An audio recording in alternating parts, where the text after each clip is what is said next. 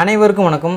திருமணம் நடக்குது பாருங்களேன். ஊரார் முன்னிலையில் அந்த குங்குமத்தை பார்த்திங்கன்னா மாறி மாறி கணவர் அந்த பெண்ணுக்கு வைக்கிறாரு.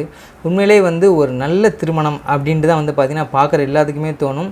ஆக என்னமா குடும்பமாக சேர்ந்து இவங்களுக்கு கல்யாணம் பண்ணி வைக்கிறாங்க ஒரு ரோட்டு மேலே வச்சு. ஆனால் நடந்தது என்ன அப்படின்னா, உத்தரப்பிரதேசமில் கல்லு ராதிகா அப்படின்னு 2 பேர் ஹஸ்பண்ட் ஒய்ஃபு.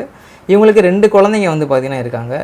இவர் கல்லு ஒர்க்கு ரிலேட்டடாக பார்த்திங்கன்னா வெளியூர் போயிடுறாரு. போயிட்டு வரும்போது தான் தெரியுது. அந்த நேரத்தில் ராதிகா என்ன பண்ணியிருக்காங்க அப்படின்னா, இந்த வீடியோவில் பார்த்திங்கன்னா பல முறை இந்த கள்ளக்காதலுங்கிற வார்த்தை யூஸ் பண்ணுறாங்க. நம்ம அப்படி பயன்படுத்த வேணாம். பக்கத்தில் இருந்த இன்னொரு நண்பர் கூட பார்த்திங்கன்னா பயங்கரமாக இவங்க சேர்ந்து வாழ ஆரம்பிச்சிடுறாங்க. இது ஊருக்கு போய்ட்டு கல்லுக்கு தெரிஞ்சிருது. அவரும் எவ்வளவோ சொல்லி பார்க்குறாரு. ஆனால் இவங்க பார்த்திங்கன்னா கேட்குறதா கிடையாது.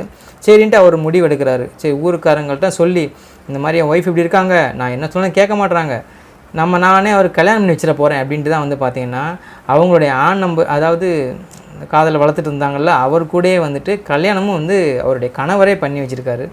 உண்மையிலேயே பார்த்திங்கன்னா பெரிய மனசு வேணும்னு ஒரு பக்கம் சொன்னாலும் இன்னொரு டிசிஷன் ஸ்ட்ராங்காக எடுத்திருக்காரு.